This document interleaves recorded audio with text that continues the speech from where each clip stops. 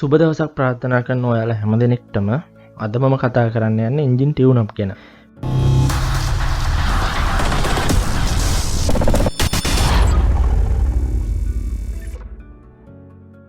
මොකද්ද මේ engine tune up කරනවා කියලා කියන්නේ? එන්ජින් ටියුන් අප් කිව්වම ගොඩ දෙනෙක් හිතන් ඉන්නේ වාහනේ performance වැඩි කරන මැජික් එකක් කියලා. එන්ජින් ටියුනින් වෙනයි, ටියුන් අප් වෙනයි. එන්ජින් ටියුනින් වලදී කරන්නේ එන්ජින් performance වැඩි කරන එක. ඒ කියන්නේ එන්ජින් එකේ කොටස් ECU, fuel system, exhaust වගේ දේවල් වෙනස් කරලා එහෙම නැත්නම් turbo, supercharger වගේ දේවල් එකතු කරලා කලින්ට වඩා එන්ජින් එකේ performance වැඩි කරන එක. මේ ගැන අපි වෙන දවසක කතා කරමු සම්පූර්ණයෙන්ම. එතකොට එන්ජින් ටියුන් අප් කියලා කියන්නේ කාලයත් එක්ක විවිධ හේතු හින්දා නැති වෙලා ගියපු එන්ජින් performance ආපහු ලබා ගන්න එක. කොහොමද එහෙම වෙන්නේ? ඔයාලා හැමෝටම එන්ජින් එකේ ක්‍රියාකාරීත්වය ගැන සරල අවබෝධයක් තියෙනවනේ. මම පොඩ්ඩක් පැහැදිලි කරන්නම්. එන්ජින් එකක ක්‍රියාකාරීත්වය සඳහා ඕන කරන මූලිකම සාධක තුනක් තියෙනවා.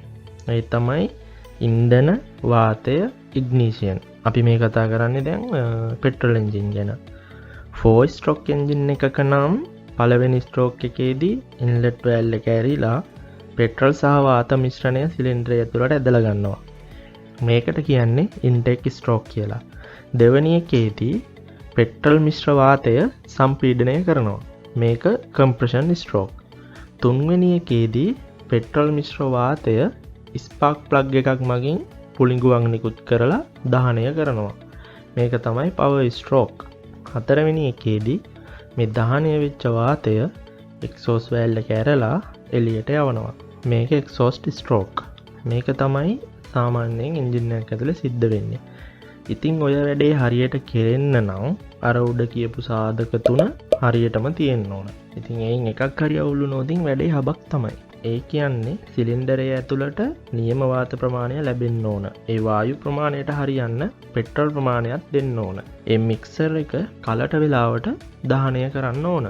ඔන්න ඔය සිද්ධිය හරියට වෙන්නේ නැති වුණාම තමයි එන්ජින් ටියුන් අප් එකක අවශ්‍යතාවය දැනෙන්න ගන්න.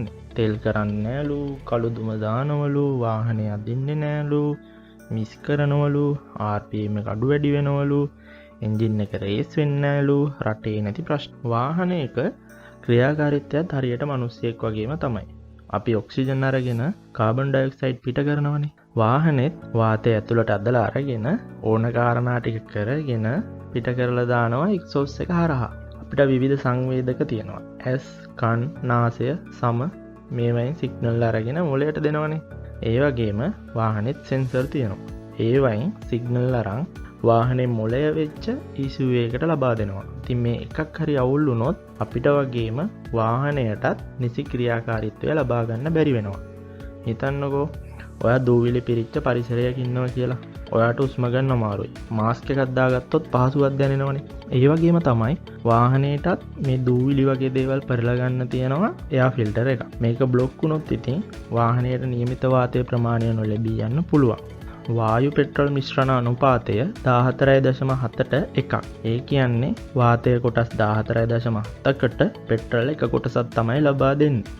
ඉතින් අර කිව්වා වගේ ෆිල්ටර් එක બ્લોක් වුණොත් වාතය අඩු වෙලා පෙට්‍රල් වැඩි වෙනවා. ඒ කියන්නේ මික්සර් එක රිච් වෙනවා. එතකොට තමයි කළු දුම දාන්නේ, පෙට්‍රල් පිච්චෙනවා වැඩි කියන්නේ, වාහනේ අදින්නේ නැහැ කියන්නේ. ඔය වගේ හේතු ගොඩයි. අපි දැන් බලමු ටියුන් අප් එකකදී බලන්න ඕන දේවල් කීපයක්. එයා ෆිල්ටර් මේ ගැන විස්තර කරානේ. මේක බ්ලොක් වෙලා නම් මාරු කරන්න. ක්ලීන් කරන්න පුළුවන් තත්ත්වක තියෙනවා නම් ක්ලීන් කරලා දාන්න. හැම සර්විස් එකකදීම මතකතුව ක්ලීන් කරන්න. දෙවෙනි එක ස්පාර්ක් ප්ලග්. අර මං කලින් කිව්ව පෙට්‍රල් වායු මිශ්‍රණය දහනය කරන්නේ මෙන්න මේකෙන්. මේක වැඩ නොකරොත් ඒ අදාළ සිලින්ඩරය වැඩ කරන්නේ නැතුව යන්න පුළුවන්. ඒ කියන්නේ එන්ජින් එක මිස් කරන්න පුළුවන්. මිශ්‍රණය හරියට දහනය වුණේ නැතොත් නොදෙවිච්ච පෙට්‍රල් කොටස් එක්සෝස් එක හරහා එළියට යනවනේ. මේක ඉතින් පරිසරයටත් අහිත කරයි. ඔයාගේ පොකට් එකටත් අහිත කරයි. දුම් වාර්තාව එහෙම ෆේල් වෙන්නත් පුළුවන්. ඒක නිසා මතකතුව ටියුන් අප් එකක් කරද්දි ප්ලග් ගලවලා චෙක් කරලා මාරු කරන්න ඕන නම් මාරු කරන්න. සාමාන්‍යයෙන් ස්පාර්ක් ප්ලග් වර්ග තුනකට බෙදන්න පුළුවන්. Copper spark plug, platinum spark plug, iridium spark plug. ඉතින් මේ කොපර් ස්පාර්ක් ප්ලග් නම් සාමාන්‍යයෙන් කිලෝමීටර් 15000ත් 20000ත් අතර මාරු කරන්න ඕන. එතකොට platinum spark plug, iridium spark plug සාමාන්‍යයෙන් කිලෝමීටර් 80000යි ලක්ෂය අතරින් තමයි මාරු කරන්නේ. ඊළඟට බලන්න ඕන එක තමයි ignition high tension wire, ignition coil, distributor. Carburettor වෙන මොඩල් වල හා EFI ආපු මුල් කාලේ වාහනවල තමයි මේ හයි ටෙන්ෂන් වයර්, ඩිස්ට්‍රිබියුටර් ආවේ. මේ වයර් වල ලීක්, ඩිස්ට්‍රිබියුටර් කැප් එකේ ලීක්, ඩිස්ට්‍රිබියුටර් එකේ දෝෂ, ඔයිල් ලීක් වීම වගේ දේවල් බලලා නිවැරදි කරගන්න. අපිට හයි ටෙන්ෂන් වයර් වල ප්‍රතිරෝධය චෙක් කරන්න පුළුවන් මල්ටිමීටර් එකෙන්. ප්‍රතිරෝධය කිලෝ ඕම්ස් 12ට වැඩි නම් මාරු කරන්න. එතකොට දැන් එන අලුත් වාහන වල නම් මේ ඉග්නිෂන් වයර්, ඩිස්ට්‍රිබියුටර් ඒ වෙනුවට ඉග්නිෂන් කොයිල් එකක් තමයි තියෙන්නේ. සමහර වාහන වල නම් ඉග්නිෂන් කොයිල් වයර් දෙකම එනවා. උදාහරණයක් විදිහට ගත්තොත් Suzuki Swift එක හඳුන්වන්න පුළුවන්. ඊළඟට බලන්න ඕන එක තමයි throttle body එක. throttle body එකක් එන්නේ EFI වාහනවල. වාහනයක එන්ජින් ඇතුළට යන වායු ප්‍රමාණය තීරණය කරන්නේ මෙන්න මේ throttle valve එක මගින්. අපි ඇක්සලරේටර් එක පාගන ප්‍රමාණයට මේ valve එක ඇරිලා අවශ්‍ය වාතර ප්‍රමාණය එන්ජින් එකට ලබා දෙනවා. throttle valve එක සවි කරලා තියෙන්නේ throttle body එකට. ඒ විතරක් නෙමෙයි. idle control valve, throttle position sensor ඒ වගේ දේවලුත් මේකටම තමයි සවි වෙන්නේ. මේ valve එක අරින්න වහන්න භාවිතා කරන්නේ කේබල් එකක්. කේබල් එකත් හිරවීම නැතුව හරියට වැඩ කරනවද කියලා බලන්න. දැන් එන අලුත් වාහනවල නම් කේබල් නැහැ. throttle body එකට මෝටර් එකක් තමයි තියෙන්නේ. ඇක්සලරේටර් එක පාගන තරමට මේ මෝටර් එක මගින් throttle valve එක ක්‍රියාත්මක කරනවා. ඉතින් කාලයක් යද්දී මේ throttle body එකේ කාබන් බැඳෙන්න ගන්නවා. මේ නිසා throttle valve එක හරියට වැහෙන්නේ නැති වෙන්න පුළුවන්. ඒක නිසා මේ throttle body එකත් ගලවලා ක්ලීන් කරන්න අමතක කරන්න එපා. throttle body එක ගලවලා ක්ලීන් කරාට පස්සේ RPM අඩු වැඩි වීම, RPM එක වැඩි වෙලා වගේ තිබීම වගේ දෝෂ එන්න පුළුවන්. ඒක නිසා ස්කෑනර් එකක් මගින් ඒක නිවැරදිව සකසන්න. කලින් කතා කරේ EFI ආපු මොඩල් එක ගැනනේ. මේ EFI එන්න කලින් throttle body එක විදිහට තිබුණේ මෙන්න මේ කාබියුරේටර් එක. කාබියුරේටර් එක හරහා වාතය යද්දී තමයි පෙට්‍රල් වාතයට මිශ්‍ර කරන්නේ. කාබියුරේටර් ගැන මම වෙනමම වීඩියෝ එකක් දාන්නම් ඉස්සරහට. ටියුන් අප් එකකදී කාබියුරේටර් එකේ තියෙන ඇඩ්ජස්ට්මන්ට් ස්ක්‍රූ මගින් කාබියුරේටර් එකේ ඉන්ධන වායු මිශ්‍රණය නිවැරදිව අපිට සකසන්න පුළුවන්. එහෙම බැරි අවස්ථාවකදී කාබියුරේටර් එක ගලවලා හදන්න වෙනවා. ෆුවෙල් ඉන්ජෙක්ටර්. EFI ආපු මොඩල් වල වාතයත් එක්ක ඉන්ධන මිශ්‍ර කරන්න තමයි ඉන්ජෙක්ටර් භාවිතා කරන්නේ. වාතයත් එක්ක මිශ්‍ර වෙන්න නම් ඉන්ධන කුඩා අංශු වලට කැඩෙන්න ඕන. එතකොට තමයි දහනයට ලේසි වෙන්නේ. ෆුවෙල් පම්ප් එකෙන් ප්‍රෙෂර් කරලා එන පෙට්‍රල් මේ ඉන්ජෙක්ටර් හරහා මැනිෆෝල්ඩ් එක ඇතුළට විදිනකොට තමයි කුඩා අංශු වලට කැඩිලා වාතය එක්ක මික්ස් වෙන්නේ. ඉන්ජෙක්ටර් වල සිදුරු ලොකු වුණොත් හරි පෙට්‍රල් විදින්නේ නැතුව වැක්කිරෙන්න ගත්තොත් එහෙම නැත්තම් බ්ලොක් වුණොත් එතනත් අවුලක්නේ. ඒක නිසා ඉන්ජෙක්ටර් ගලවලා ක්ලීන් කරගන්න. ඒකට ඉන්ජෙක්ටර් ක්ලීනින් මැෂින් එකක් තියෙනවා. අපිට මේකෙන් ක්ලීන් කරනවා වගේම ඉන්ජෙක්ටර් එකේ නිවැරදිතාවය පරීක්ෂා කරගන්නත් පුළුවන්. එයා ෆ්ලෝ සෙන්සර්. එන්ජින් එක තුළට යන වාත ප්‍රමාණය මනින්නේ එයා ෆ්ලෝ සෙන්සර් එක මගින්. මෙයා ලබා දෙන මිනුම් වලට අනුව තමයි ECU එක තීරණය කරන්නේ මෙච්චර ඉන්ධන ප්‍රමාණයක් ලබා දෙනවා කියලා. මේකේ දෝෂයක් ආවොත් ගොඩක් දුරට චෙක් එන්ජින් ඉන්ඩිකේටර් එක පත්තු වෙනවා.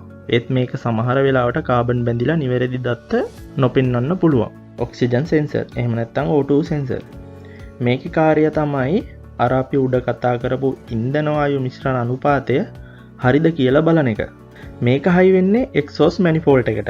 ඉන්ධන දහනය අවසන් වෙලා එක්සෝස් එක හරහා පිට වෙලා යන පිටාර වායුවේ තියෙන වායු කොටස් මැනලා මෙයා සිග්නල් එකක් දෙනවා ECU එකට. මිශ්‍රණය හරිද වැරදිද කියලා. මෙයාගේ දෝෂයක් ආවොත් බොහෝ දුරට චෙක් එන්ජින් ලයිට් එක එනවා. හැබැයි මෙයා සම්පූර්ණ ක්‍රියාවිරහිත වුණොත් එහෙම නැතුව බාගෙට වැඩ කරොත් වැරදි දත්ත ලබා දුන්නොත් එතනත් අවුලක්නේ. ඒක නිසා ස්කෑනර් එකක් මගින් මෙයා ලබා දෙන දත්ත නිවැරදිද කියලා පරීක්ෂා කරගන්න. ෆුවෙල් ෆිල්ටර්, ෆුවෙල් පම්ප්. ෆුවෙල් ෆිල්ටර් බ්ලොක් වෙලාද කියලා පරීක්ෂා කරගන්න. සමහර වාහනවල ෆුවෙල් පම්ප් එකත් එක්කම ෆිල්ටර් එක එනවා. සමහර වාහනවල ෆිල්ටර් එක විතරක් වෙනම එනවා. ඊළඟට ෆුවෙල් ප්‍රෙෂර් එක චෙක් කරගන්න. PCV valve, vacuum hose වගේ දේවල් චෙක් කරන්න. මම කිව්වේ මේ මූලිකම කරුණු ටිකක්. ඊට අමතරව drive belt චෙක් කරන්න.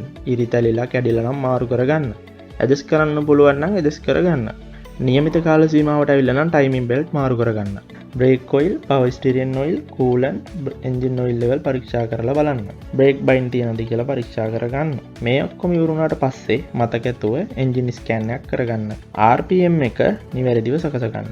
IC idle up වෙනවද කියලා බලන්න. හරි. ඔන්න එහෙනම් අපි දැන් එන්ජින් ටියුන් අප් එක කරලා ඉවරයි. මේක ඇත්තටම ටියුන් අප් කියලා කියනවට වඩා පීරියඩික් මේන්ටෙනන්ස් පැත්තට දාන එක හොඳයි. ඔයාගේ වාහනේ සර්විස් එක කරනවා වගේ මේකත් කලට වේලාවට කරන එක තමයි වටින්නේ. දුම් පරීක්ෂාවේදී මොකද වෙන්නේ? දුම් පරීක්ෂාව ගැන ඉතින් හැමෝම දන්නවනේ. එක්සෝස් එකෙන් එළියට එන වායු පරීක්ෂා කරලා බලන එකනේ කරන්නේ. Oxygen, carbon dioxide, carbon monoxide, hydrocarbon වගේ වායු මේ අවට පරිසරයට මුදා හරිනවනේ. ඉතින් මේ මුදා හරින වායු පරිසරයට වගේම මිනිස්සුන්ටත් අහිත කරයි. ඒකට තමයි එමිෂන් කන්ට්‍රෝල් වලට නීතියක් ගෙනල්ලා තියෙන්නේ. දුම් වාර්තාව ගනිද්දී අදියර දෙකක් යටතේ එක්සෝස් ගෑස් එක චෙක් කරනවා. එන්ජින් එක අයිඩල් එකේදී සහ RPM 2500 දී. ඒ වගේම ප්‍රධාන වශයෙන් වායු දෙකක් තමයි දුම් වාර්තාව සඳහා ගණනය කරන්නේ. ඒ කාබන් මොනොක්සයිඩ් සහ හයිඩ්‍රෝකාබන්. කාබන් මොනොක්සයිඩ් 3.5ට අඩු වෙනොත් හයිඩ්‍රෝකාබන් 1000ට අඩු වෙනොත් තමයි තියෙන්න ඕන. මේ අගේ යනුත් ඉතා විශාල ගාණක්. අලුත්ම වාහනයක් ගත්තොත් කාබන් මොනොක්සයිඩ් තියෙන්නේ 0යි, හයිඩ්‍රෝකාබන් බොහෝ දුරට 50ටත් වඩා අඩුවෙන් තමයි තියෙන්නේ. එතකොට පරණ වුණත් EFI වාහනයක කාබන් මොනොක්සයිඩ් 0.5ට හයිඩ්‍රෝකාබන් 200ට අඩු වගේකට ගේන්න පුළුවන්. කාබියුරේටර් මොඩල් එකක් නම් කාබන් මොනොක්සයිඩ් එකට අඩු වෙනොත් හයිඩ්‍රෝකාබන් 500ට වගේ අඩු වගේකට ගන්නත් පුළුවන්. ඇත්තටම මේ අගයන් ගොඩක් වැඩි වෙනවා කියන්නේ ඔයාගේ වාහනේ ඉන්ධන පරිභෝජනයත් ඉතාම වැඩි. ඉතින් දුම් වාර්තාව ෆේල් වුණොත් ගොඩක් අය try කරනවනේ මේ කීයක් හරි දීලා පාස් කරගන්න. එහෙම යන්තම් ගොඩ දාගන්න එකෙන් සමහර විට ඔයා නොදැනුවත්වම ටියුන් අප් එකකට වියදම් කරන ගානටත් වඩා වැඩි ගාණක් පෙට්‍රල් වලට වියදම් වෙන්න ඉඩ තියෙනවා. ඒක නිසා දුම් වාර්තාව ෆේල් නම් වාහනේ හරියට හදාගන්න.